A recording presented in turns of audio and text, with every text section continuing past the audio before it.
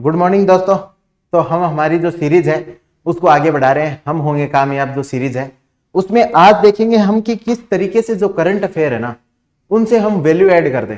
तो मैंने एक दो पहले जो बताया आपको वीडियोज के अंदर कि जो अभी तक तो हम सिलेबस डिस्कस कर रहे थे कि क्या पढ़े क्या नहीं पढ़े, तो ये तो हमारा फाउंडेशन था।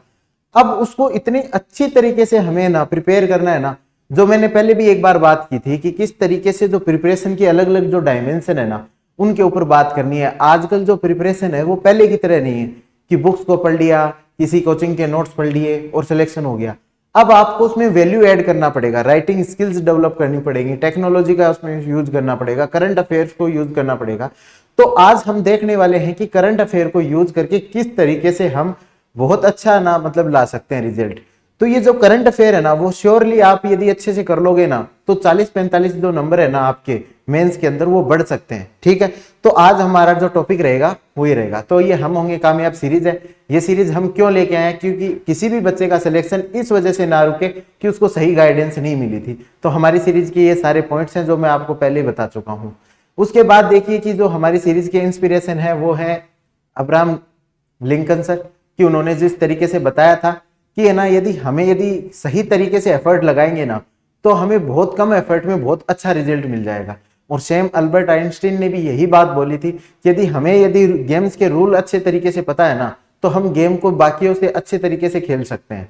और ये मेरे बारे में एक थोड़ा सा ब्रीफ इंट्रोडक्शन है ताकि आपको ये लगे कि हाँ ये जो बताने वाला है वो सही बातें हमें बता रहा है। तो आज जो हम टॉपिक को डिस्कशन करने वाले हैं वो है कि जो करंट अफेयर करना है हमें आरएस के लिए, वो उसके लिए क्या स्ट्रेटेजी होनी चाहिए, कैसे किस तरीके से करंट अफेयर तैयार करना है। लोग करंट अफेयर का मैगजीन उठाते हैं, उसको पढ़ लिया करंट अफेयर हो गया, न्यूज़पेपर को पढ़ लिया करंट अफेयर हो गया, लेकिन वो करंट अफेयर नहीं है। आपको समझना पड़ेगा कि वो करंट अफेयर ऐसा होना चाहिए जिसको एग्जाम के अंदर यूज कर सको। मैं आपको 2-3 एग्जांपल्स बताऊंगा, उससे आपको लगेगा कि हाँ इस तरीके से करंट अफेयर पढ़ना है। जो आज तक करंट अफेयर पढ़ते आए थे उसकी डायमेंशन ही हमारी गलत थी।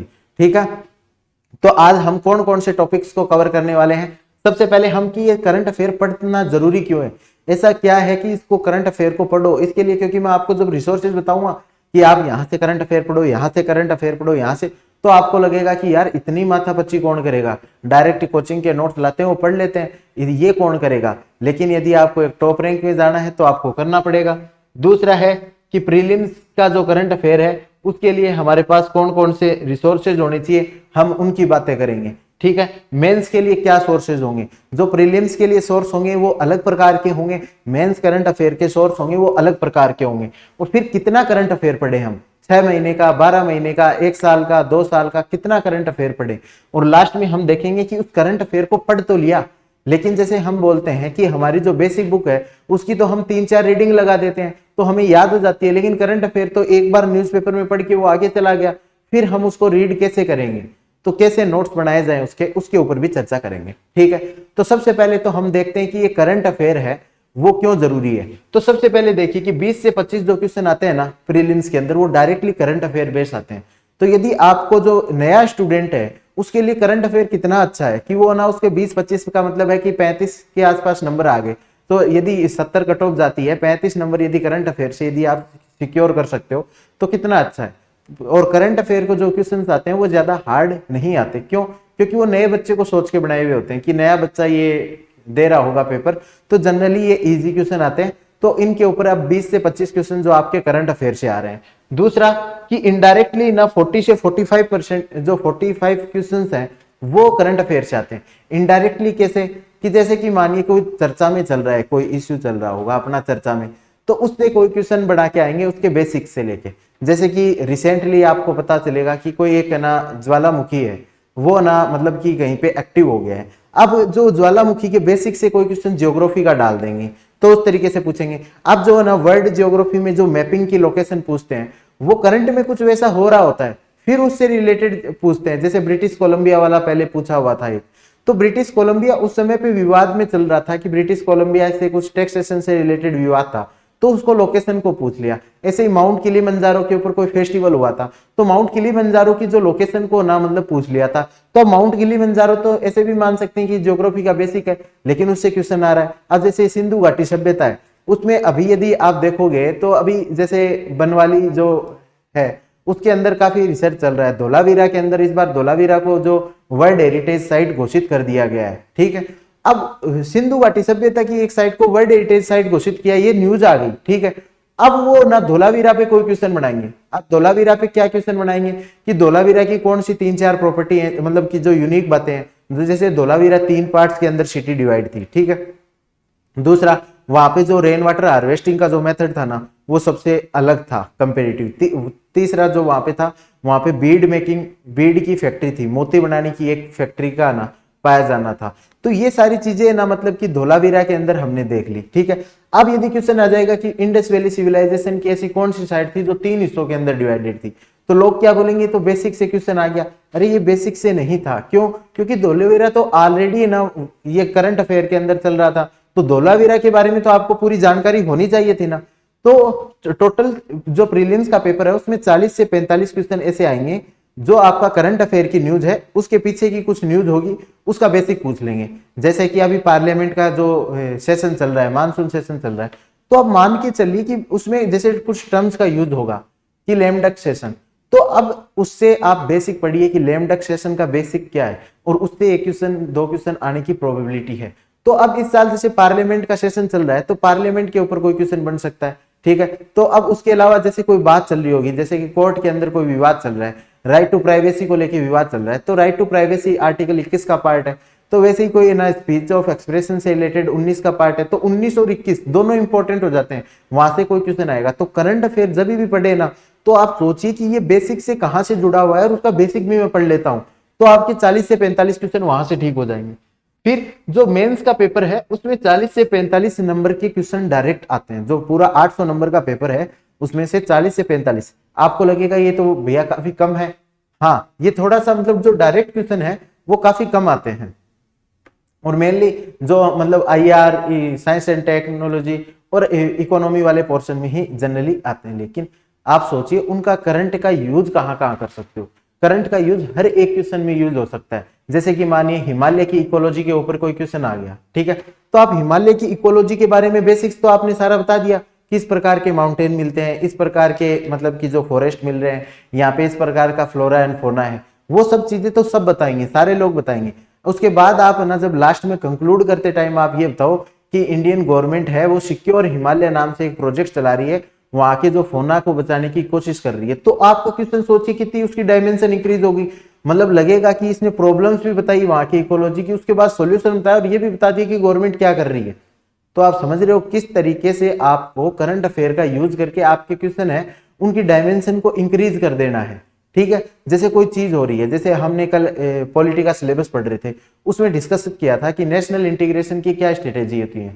तो उसमें आप जैसे कि एक नई स्कीम चल रही है एक भारत श्रेष्ठ भारत, तो आप नेशनल इंटीग्रेशन के स्टेप बताइए, उनके अंदर चैलेंजेस बताइए कि ये चीज हो रही है जिसकी वजह से चैलेंज फेस हो रहा है। उसके बाद आप लास्ट में बताइए कि गवर्नमेंट की जो नई स्कीम है और जो गवर्नमेंट के नए इनिशिएटिव हैं जैसे कि एक भारत श्रेष्ठ भारत, उससे जो नेशनल इंटीग्रेशन और भी प्रमोट होगा।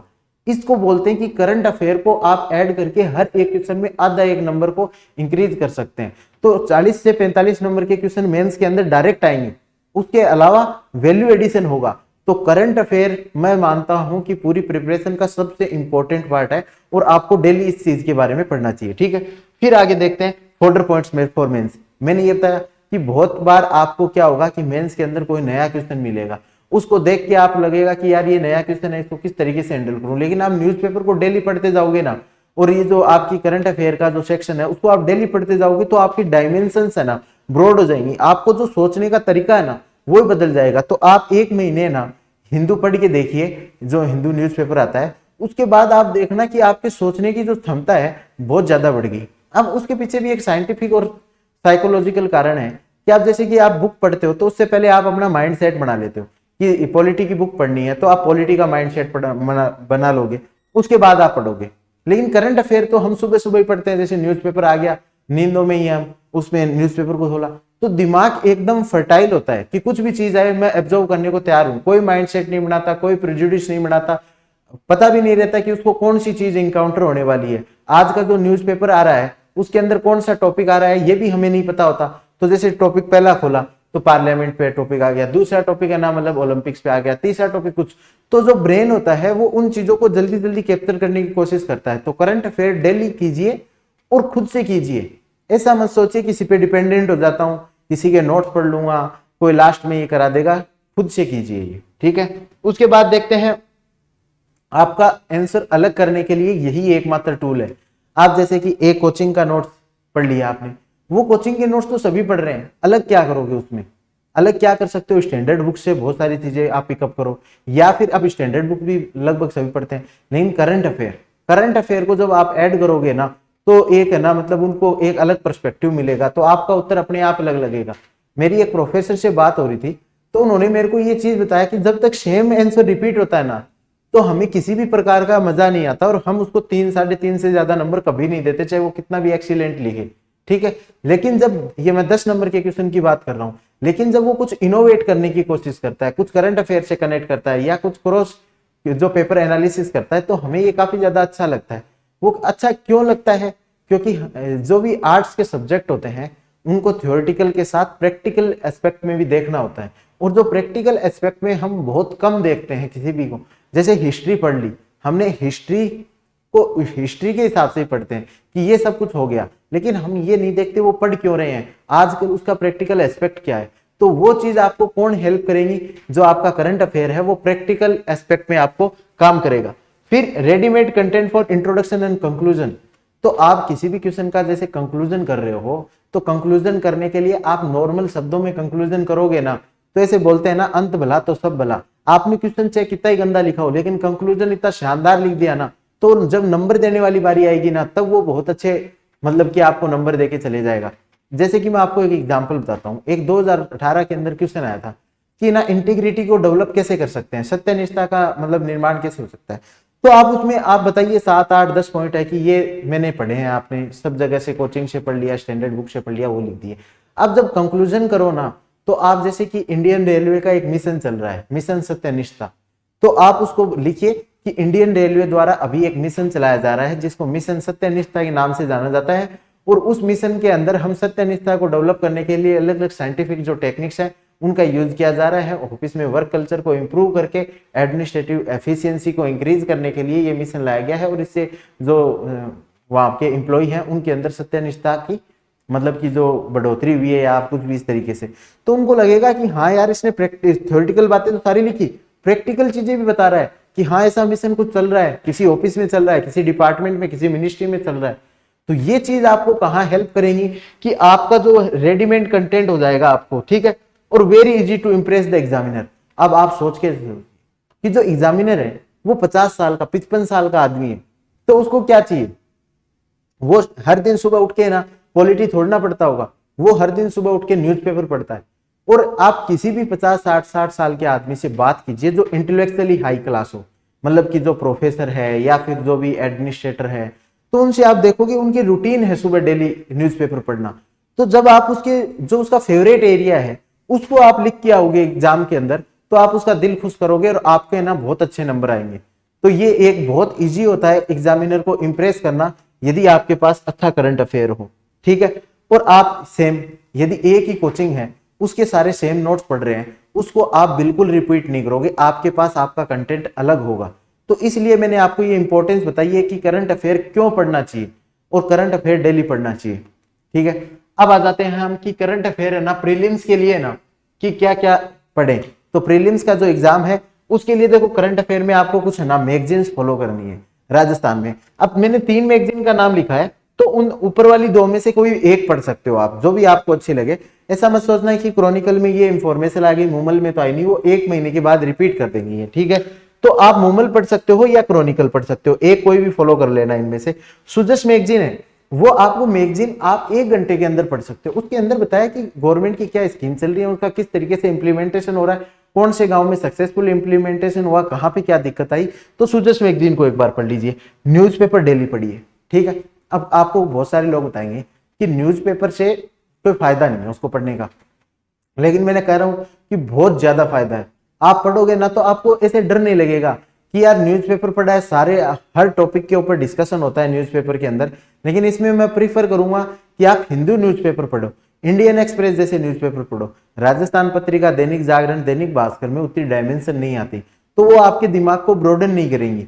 तो इसलिए न्यूज़पेपर डेली पढ़ने से, मैंने पहले एग्जांपल बता चुका हूं कि सुबह उठते ही दिमाग एकदम फर्टाइल स्टेज में होता है कि कुछ भी आने दो, उस समय न्यूज़पेपर पढ़ के आप बहुत अच्छा ना, मतलब कि वो अपनी ब्रेन पावर को इंक्रीज कर सकते हो।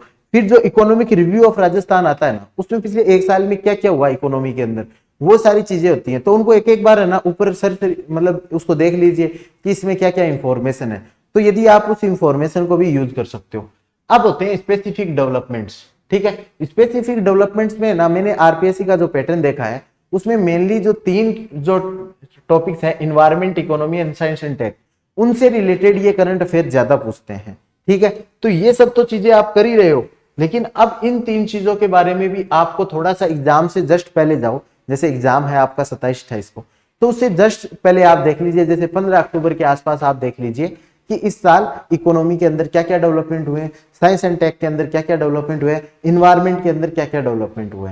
क्यों? क्योंकि ये स्पेसिफिक डेवलपमेंट्स होते हैं, इनको पूछा जाता है। तो ये हो गई हमारे प्रीलिम्स की बात। अब आ जाते हैं हम कि मेंस के अंदर क्या सोर्स रहने चाहिए।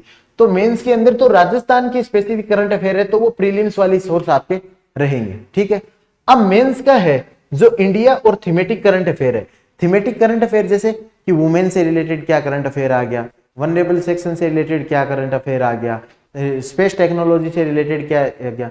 तो ये एक स्पेसिफिक थीम है, उस थीम का कैसे डेवलपमेंट हो रहा है ना, उससे रिलेटेड चीजें हम यहाँ पे जो इंडिया वाले टॉपिक्स हैं तो उनको देखेंगे। तो सबसे पहले मैं आपको 6-7 सोर्स बताता हूँ। आप घबराना मत कि ये 6-7 सोर्स कैसे पढ़े जाएंगे, उसमें से तो बहुत ज्यादा हो जाएगा, तो ऐसे क्या करंट अफेयर ही सारे दिन पढ़ते रहेंगे, ठीक है। तो ऐसे घबराना नहीं है इसमें। तो देखो, एक तो यूपीएससी की मैगजीन्स आती हैं, कोई भी एक मैगजीन देखो। अब लेकिन उस मैगजीन को पूरा नहीं पढ़ना है, आप उसमें से देखिए कि कौन कौन सा टॉपिक आरएस के काम आ सकता है, कौन सा टॉपिक ऐसा है जिसको मैं यूज कर सकता हूँ, कौन सा ऐसा टॉपिक है जिसको मैंने बार बार नहीं पढ़ा है, तो आप उस टॉपिक को वहां से कीजिए। फिर राज्यसभा टीवी, ये आप देख लीजिए कि 2-4 प्रोग्राम है, जैसे देश देशांतर प्रोग्राम है ये, ठीक है, इंडियाज व्यू है, तो इंडियाज वर्ल्ड, इस तरीके के 3-4 प्रोग्राम है। जैसे एक है ना सरोकार प्रोग्राम आता है, उसमें हिंदी के लिए मैं बता रहा हूँ, ठीक है। एक इंग्लिश के लिए बिग पिक्चर आती है। उनमें से 1-2 को फिक्स कर लीजिए कि जब खाना खाऊंगा तो टीवी देखता हूं ना, तो आरएस टीवी देख लूंगा, राज्यसभा टीवी देख लूंगा, वीडियोज उसी के देखिए, ताकि आपको ना नई नई चीजें मिले। कुछ वेबसाइट है जिनके बारे में मैं बताना चाहूंगा, ठीक है। तो अब वेबसाइट है ना अलग अलग कोचिंग्स की होती हैं, तो वो आप किसी भी एज कोई भी टॉपिक आया नया चल रहा है, जैसे अफगानिस्तान तालिबान वाला इशू चल रहा है, तो आप उसमें देखिए कि तालिबान का क्या इंपैक्ट होगा, इंपैक्ट ऑफ तालिबान, आगे लिख दीजिए यूपीएससी, तो खूब सारी वेबसाइट्स निकल के आ जाएंगी। उन वेबसाइट में से जैसे इनसाइट ऑन इंडिया, ऐसे करके बहुत वेबसाइट हैं जिनका मैं नाम आप सभी जानते हो, तो आप उन वेबसाइट्स को आप देख लीजिए, ठीक है। फिर एक वर्ल्ड अफेयर अपना चैनल चलते हैं तो यूट्यूब के ऊपर, उनके ऊपर भी आप जाके देख सकते हो कि क्या क्या चल रहा है। फिर हिंदू और इंडियन एक्सप्रेस को पढ़िए आप, वहां से आप पॉइंट पिकअप कीजिए। हर आर्टिकल काम का नहीं होता, लेकिन आप देखोगे कि दिन में 1-2 आर्टिकल जरूर ऐसे आते हैं जो आरएस के सिलेबस के लायक होते हैं, तो उनको जरूर पढ़िए। अब यदि आप हिंदू न्यूज़पेपर नहीं पढ़ पा रहे, जो हिंदी मीडियम के स्टूडेंट है, बोल रहे कि हमारा टाइम काफी ज्यादा लग जाएगा इंग्लिश का न्यूज़पेपर पढ़ने में, तो आप उनको ना डिस्कशन ऑन यूट्यूब होते हैं ना, जो बहुत सारे, जैसे ओनली आईएएस है, राउज आईएएस है, राउज डीएनए करके आता है, तो वो चीजें आप देख सकते हो। उसमें क्या है ना कि आप छोटे मोटे जो है ना एनालिसिस करने वाले कि ना, मतलब आरएस स्पेसिफिक एनालिसिस, ये उससे क्या है कि क्वालिटी डाउन हो जाएगी आपकी। और वो जो एनालिसिस करने वाली टीम है ना अच्छी होनी चाहिए, रेगुलर होनी चाहिए, और आपको पता होना चाहिए कि वो कुछ आपको ऐसी चीज वैल्यू ऐड करवा पाए। जैसे कि आज है ना, मतलब आपको मैं ना करंट अफेयर लेके आ गया कि आज का करंट अफेयर देखिए कि आज इतने लोगों के टिक्का लग गया, 27% लोगों को टिक्का लग चुका है। तो इस चीज का क्या फायदा है यार, आप इस चीज को करंट अफेयर क्या बोल सकते हो, इसका यूज कैसे करोगे एग्जाम के अंदर। आज तालिबान ने 300 लड़ाके मार, मतलब कि आज जो अमेरिका की फोर्स है तालिबान के 300 लड़ाके मार दिए, इससे क्या फायदा होगा ये बताओ, कोई फायदा नहीं है। इस तरीके का करंट अफेयर ना देखिए कि अब ना शिल्पा शेट्टी के जो राज कुंद्रा है उनको ना गिरफ्तार कर लिया गया, या ना मतलब कि किसी पॉलिटिकल पार्टी है उसका अंदर ये विवाद चल रहा है, योगी जी ने ये भाषण दे दिया, या जो राहुल गांधी ने ये भाषण दे दिया। इस प्रकार के न्यूज को करंट अफेयर नहीं बोलते, ये केवल मसाला है जो आपको यूट्यूब पे दिखाया जाएगा। फिर आप उसको देख के ना अपना जो समय बर्बाद करोगे, आपको ये गलत फहमी और इल्यूजन और क्रिएट करोगे कि मैंने तो करंट अफेयर को टाइम दे दिया, मेरा करंट अफेयर तैयार है। करंट अफेयर हमेशा स्पेसिफिक होना चाहिए कि इस चीज को मैं यूज करूंगा, ये इस चीज को मैंने पढ़ा है, इस चीज को यूज करूंगा। जैसे तालिबान है, तो आप उसके ऊपर ये देखिए कि तालिबान आने की वजह से इंटरनेशनल पॉलिटिक्स है वो किस तरीके से डिस्टर्ब होगी। तालिबान के आने से जो इंडिया के ऊपर क्या इंपैक्ट पड़ेगा, इंडिया के दूसरे देशों के साथ जो रिलेशन है उन पे तालिबान का क्या इंपैक्ट पड़ेगा, जो इंडियन डायस्पोरा है उसको निकालने के लिए वहां पे इंडियन गवर्नमेंट क्या क्या एफर्ट ले रही है, ये चीज तो है स्टडी करने वाली, ठीक है। लेकिन इस चीज को आप जिस चैनल पे देखोगे ना तो आपको लगेगा कि कितना टफ है, और वो वहीं पे कोई आपके साथ मजाक कर रहा होगा, तालिबान के खुखार लड़ाके आज ये कर रहे हैं, आज वो कर रहे हैं, तालिबान कर देगा शरिया को लागू। तो इस तरीके से मतलब आप ना उन चीजों को पढ़ के खुश हो जाओगे, या उनको ना यूट्यूब पे सुनने में ना मजा काफी आएगा, लेकिन वो एग्जाम में आपको कभी हेल्प नहीं करेंगे। तो ये चीज हमेशा आपको ध्यान रखनी है। तो इनमें सेलेक्टिव करना है, बहुत सारी चीजें मैंने बता दी है, जिसको जैसा अच्छा लगे 1 2 3 सोर्स पिकअप कर लो और फिर वहां से आपको करंट अफेयर के सोर्स मिल जाएंगे, ठीक है भाई। अब मतलब इतने सारे सोर्स मैंने बता दिए, अब उनमें से कौन कौन सा आपको फॉलो करना है ये भी तो पता होना चाहिए ना, कि भैया 6-7 को तो यदि हम डेली फॉलो करने लग जाएंगे फिर तो सिलेबस ही नहीं कर पाएंगे। तो सबसे पहले है कि थीमेटिक कवरेज कीजिए ओनली।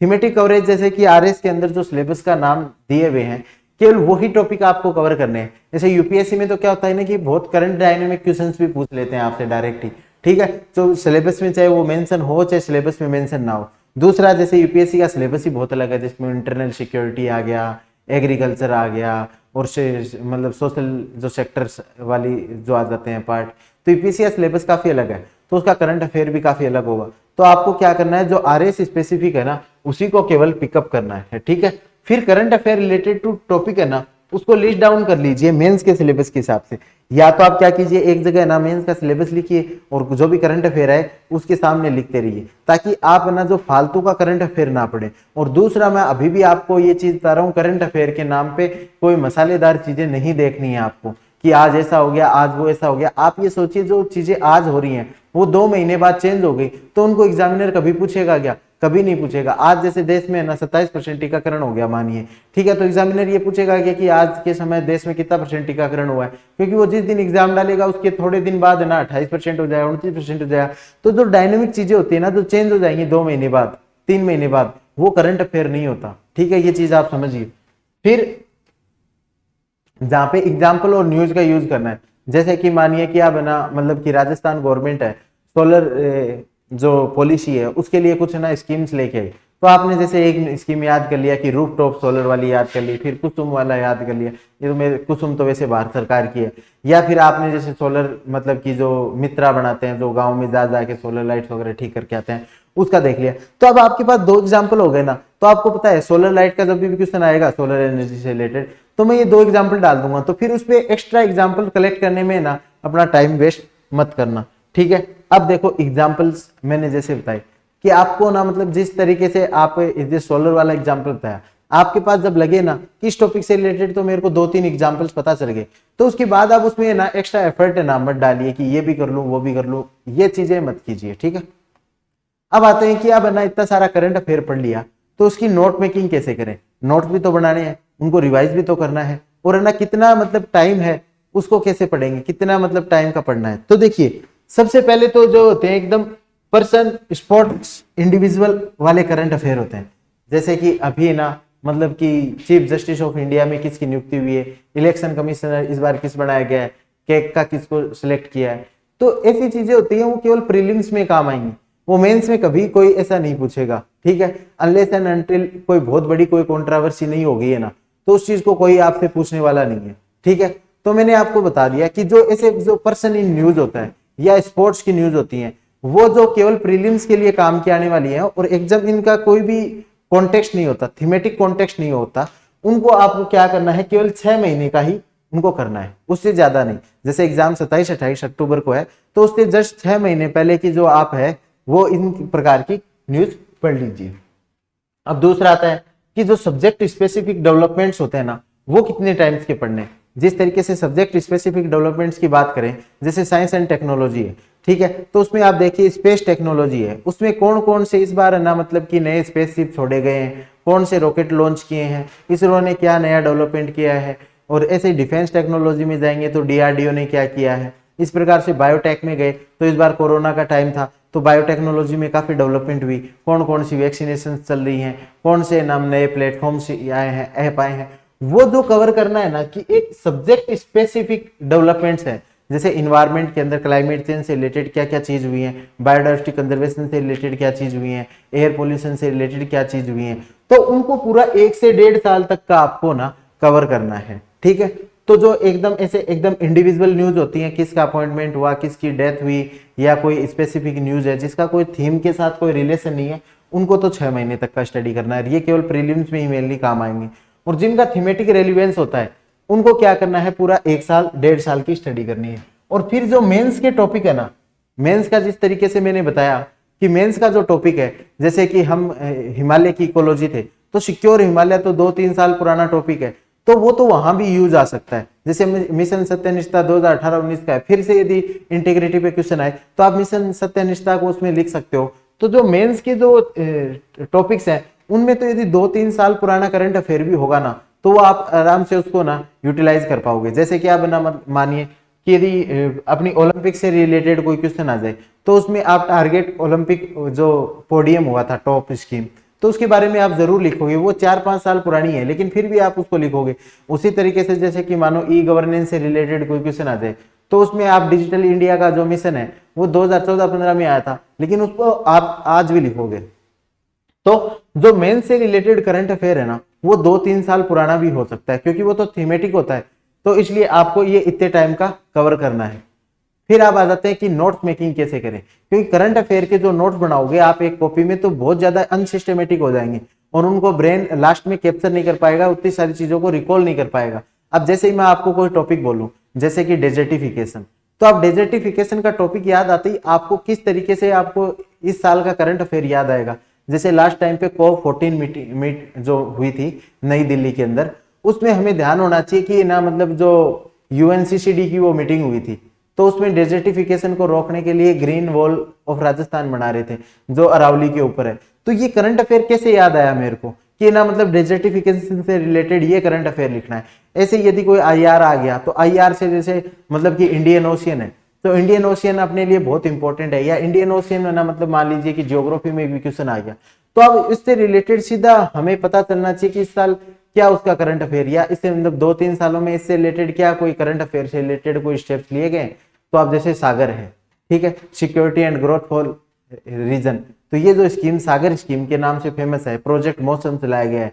तो इस प्रकार की जो है वो इंडियन ओशियन से रिलेटेड चीजें हैं जो, तो आपको इस पे ध्यान कैसे आएगा, तो इसके लिए 2 मेथड है। या तो आप क्या कीजिए कि ऑनलाइन नोट्स बना लीजिए, या क्या कीजिए कि आप ऑफलाइन नोट्स बना लीजिए। तो जो ऑनलाइन नोट्स बना रहे हैं, तो वो कुछ ऐप बता सकता हूं जिनके अंदर आप नोट्स बनाइए, जैसे कि एवर नोट के अंदर नोट्स बना लीजिए, वन नोट के अंदर बना लीजिए, नेबो के अंदर, या सैमसंग नोट्स के अंदर। तो इसमें क्या होगा कि आपने ना जो भी डेली का आपके पास आया कि आज न्यूज़पेपर में आया है कि इससे रिलेटेड ये, जैसे कि मानिए कि अभी मैंने थोड़े दिन पहले न्यूज पढ़ी थी कि राजस्थान गवर्नमेंट है ना मतलब कि ये प्रयास कर रही है कि मतलब जो एक पंचायत है उसमें एक गांधी विलेज बना दिया जाए, फिर गांधी विलेज में जो गांधी की आइडिया है उनको प्रोपोगेट करेगी, और है ना सिलेबस के अंदर है ना गांधी क्लासेज को इंट्रोड्यूस करवाना चाह रही है। दिल्ली गवर्नमेंट है जो हैप्पीनेस इंडेक्स लेके मतलब हैप्पीनेस करिकुलर वो लेके आई है, तो मतलब वो हैप्पीनेस के बारे में पढ़ाएगी सिलेबस के अंदर।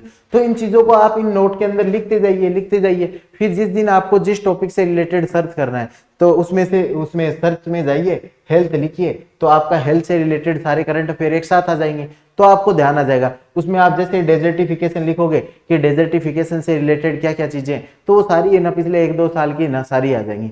तो ये तो है कि जो लोग ऑनलाइन है ना नोट्स बनाना चाहते हैं तो उनके लिए। अब जो लोग ऑफलाइन नोट्स बनाना चाहते हैं तो उनका क्या हो सकता है कि 2 अप्रोच हो सकती है। या तो आप एक ना ऑल टुगेदर डिफरेंट कॉपी बना लीजिए कि ये मेरे ना करंट अफेयर के लिए एक अलग ही कॉपी है, इसमें मैं सारे दिन का जो भी जहां से भी करंट अफेयर पढ़ूंगा, जैसे राज्यसभा टीवी पे आप देख रहे हो तो वहां पे कोई करंट अफेयर आया उसको वहां पे लिख दिया, न्यूज़पेपर के अंदर आया लिख दिया, मूमल के अंदर आया लिख दिया।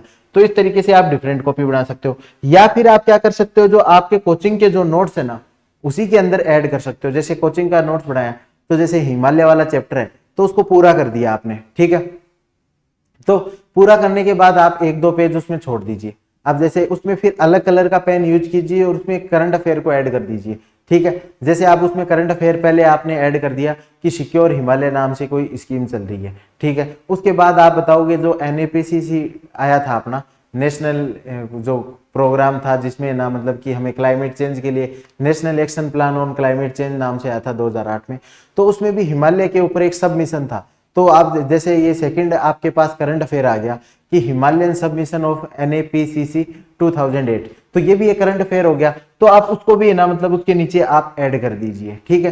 तो आप कोचिंग के नोट्स में ना अलग कलर का पेन करके उसको ना नोट कर सकते हो, एक तो मेथड। दूसरा मेथड है कि अलग कॉपी में आपको करना है, तो उसमें या तो आप कीजिए कि करंट अफेयर ओनली लिखते जाइए कि मतलब कि शुभ आया आज ना 21 तारीख का करंट अफेयर ये, 22 तारीख का करंट अफेयर अगले पेज पे 23 का अलग, इस प्रकार से करते रहिए। लेकिन ये काफी टिपिकल हो जाएगा रिवाइज करने के लिए कि आपको लगेगा कि इसको रिवाइज कैसे करूं इतनी सारी चीजें। और फिर वही कि सेम मैं आपसे जैसे पूछूंगा कोई टॉपिक के बारे में कि चलो बताओ कि ना मतलब अकाउंटेबिलिटी एक टॉपिक है, तो अकाउंटेबिलिटी से रिलेटेड है ना इस साल कुछ आया है, या लैंड रिफॉर्म से रिलेटेड कोई आपको करंट अफेयर की स्कीम याद आ रही है, तो वो उस टाइम पे याद नहीं आएगी, ठीक है। तो इसका क्या सॉल्यूशन है कि सर हम तो मतलब कि नोट्स तो हमारे मतलब पहले लिखे जा चुके हैं, उसमें ऐड करने के लिए जगह नहीं है, और वो है तो इसकी एक है कि short notes plus current affair. तो जो ऑफलाइन में नोट्स बना रहे हैं ना, उनके सबसे अच्छा उनके लिए यही अप्रोच रहेगी कि आप जैसे जो कोचिंग में नोट्स पढ़ लिया आपने, और अब इसका जब शॉर्ट नोट्स बनाओ तब उसमें आपको क्या कर देना है कि जो करंट अफेयर है ना उनको भी उसी के साथ साथ ऐड कर देना है, क्योंकि लास्ट में आप उनको रिवाइज करोगे तो करंट अफेयर भी रिवाइज हो जाएगा, आपका शॉर्ट नोट्स भी रिवाइज हो जाएंगे। तो ये हमने देख लिया कि करंट अफेयर को किस तरीके से हमें यूज करना है, ठीक है। तो ये आज का हमारा टॉपिक था। तो इसमें हमने देखा कि करंट अफेयर की क्या रेलिवेंस है, और मैं ये बता दूं सबसे ज्यादा इंपॉर्टेंट है। और आपको ना मतलब कि जब इंटरव्यू के अंदर जाओगे, आपको जब बहुत ज्यादा करंट का नॉलेज होता है तो आप एग्जामिनर को आराम से इंप्रेस कर सकते हो। एग्जामिनर हमेशा जो न्यूज़पेपर पढ़ता है और उसका बहुत ज्यादा उसमें इंटरेस्ट रहता है। फिर हमने चीजें देखी कि प्रीलिम्स के लिए कौन कौन से करंट अफेयर के सोर्स पढ़ने हैं, मेंस के लिए हमने इन सोर्सेज को देखा, सभी को फॉलो नहीं करने। अब जैसे वर्ल्ड अफेयर है या फिर ये RSTV है, उसमें डेली ऐसा कोई टॉपिक थोड़ी ना आएगा जो RS के लिए इंपॉर्टेंट हो, तो इनको वीकेंड पे देख लीजिए कि जैसे कि एक दो सोर्सेज को फॉलो कीजिए। जैसे न्यूज़पेपर डेली देखूंगा, बाकी बस न्यूज़पेपर डेली देखूंगा, उसके नोट्स पढ़ाऊंगा।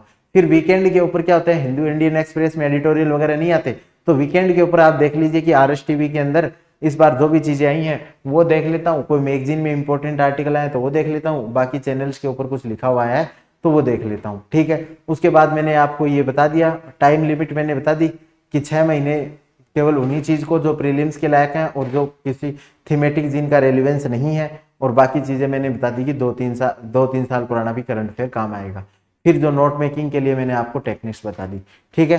अब भी आपको कोई करंट अफेयर से रिलेटेड कोई डाउट हो कि सर उनको कैसे कनेक्ट करें, कैसे आप उनको यूटिलाइज कर सकते हैं, ऐसे के अंदर कैसे कर सकते हैं, तो आप कमेंट सेक्शन में अपने डाउट लिखिए, हम अगले सेशन में उसके बारे में पूरी बात करेंगे, ठीक है। Thank you, all the best for your exam.